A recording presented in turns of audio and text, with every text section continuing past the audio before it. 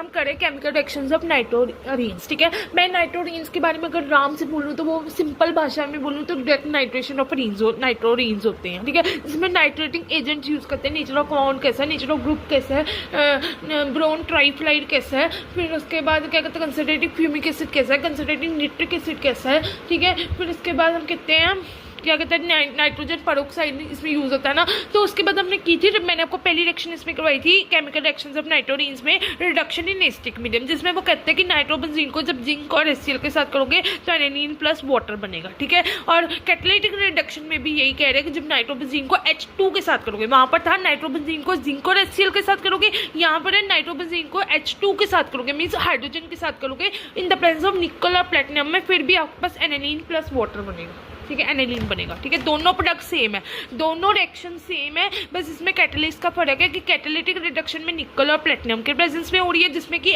Nitrobenzene आपका aniline में convert होना ही होना है, नाइट्रोबेंजीन हमारा एनिलीन में कन्वर्ट होना ही होना है। बस इसमें दोनों रिएक्शंस में ये दो रिएक्शंस मैंने करवाई है। इन दोनों में फ़र्क क्या है, इन दोनों में फ़र्क यही है कि नाइट्रोबेंजीन एनिलीन में कन्वर्ट होना ही होना है, पर फ़र्क ये है कि हमारे पास कैटलिस्ट डिफरेंट है। कैटालिटिक रिडक्शन में निकल और प्लेटिनम यूज़ हो रहा है, रिडक्शन इन एसिटिक मीडियम में सिर्फ जिंक और HCl यूज हो रहा है।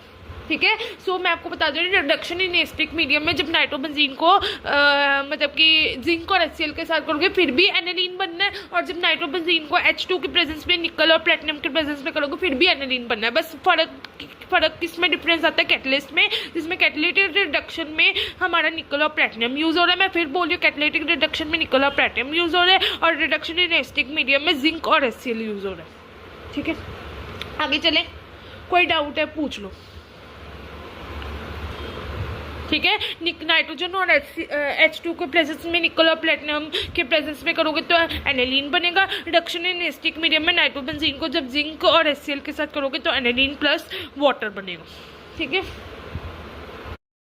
आगे देखो, जब हम कैटालिटिक रिडक्शन मैंने अभी आपको करवाई जिसमें उन्होंने बताया कि नाइट्रोबेंजीन को जब आप H2 के प्रेजेंस में निकल और प्लेटिनम के प्रेजेंस में करोगे तो एनिलीन प्लस वाटर बनेगा। अब आगे देखो रिडक्शन इन न्यूट्रल मीडियम, हम करने जा रहे हैं रिडक्शन इन न्यूट्रल मीडियम। ठीक है, यहाँ पर दिख रहा है अब अच्छी तरह से। हम देखो रिडक्शन इन न्यूट्रल मीडियम में कह रहे हैं कि when reduced in a neutral medium, अगर हम न्यूट्रल मीडियम में बात करें तो जब फिनोल को आप जिंक और NH4Cl के प्रेजेंस में करोगे तो हाइड्रोक्सी अमाइन प्लस वाटर बनेगा।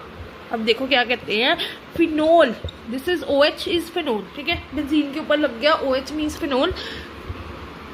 इसको आप जिंक और NH4Cl की प्रेजेंस में करोगे तो ये आपके पास बनेगा NH4OH के प्रेजेंस में